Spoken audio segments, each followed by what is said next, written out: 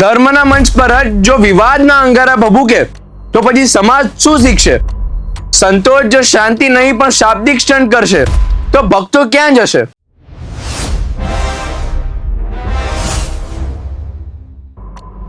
રાજકારણીઓ અને ડાયરાના કલાકારો પછી હવે ધાર્મિક આગેવાનો પણ વિવાદ સર્જીને સમાચારોમાં રહેવા ટ્રેન્ડને અનુસરવા લાગ્યા છે. ઉદાહરણ તરીકે કાલુપુર સ્વામિનારાયણ સંપ્રદાયના આચાર્ય કૌશલેન્દ્ર પાંડે, જેમણે કેટલાક સમય પહેલા હરિભક્તોને સંબોધતા એક વિડીયોમાં વિવાદાસ્પદ વિધાનો કર્યા હતા. સ્પષ્ટ વસ્તુ કહું છું અને તકેદારી એની નથી રાખવાની. જેમ મેં પહેલાં કીધું ને એમ ટાર્ગેટ નથી, આપણે ટાર્ગેટ એને બનાવવાના છે અને ફરિયાદ મારા પાસે આવી જોઈએ કે તમે ટીચીને આવ્યા છો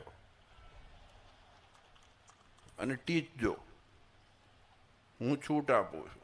આ વિડીયો વાયરલ થતા સોશિયલ મીડિયા પર તેમને ખૂબ આલોચના થઈ હતી. હવે તમે શું માનો છો? આ વિવાદમાંથી કોઈ બોધપાઠ લેવામાં આવ્યો હશે? ના રે ના.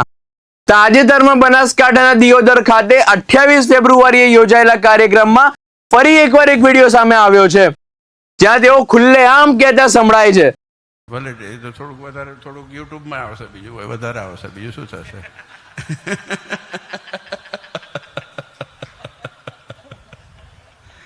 હા, એ તો આપણે તો બદનામ હોય તો ક્યાં હુઆ, નામ તો હુઆ.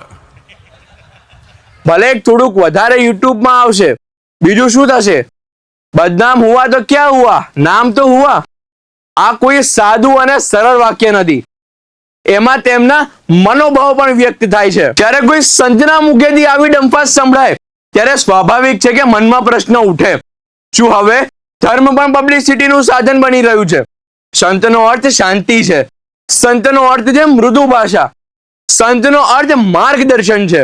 પણ જો સંત જ વિવાદને પ્રોત્સાહન આપે અને પછી તેને ગૌરવની જેમ રજૂ કરે તો સમાજમાં કેવો સંદેશ જશે? હવે પ્રશ્ન તમારો છે, શું આ પ્રકારની ભાષા ધર્મને મજબૂત બનાવે છે કે પછી ધર્મની છબીને નુકસાન પહોંચાડે છે?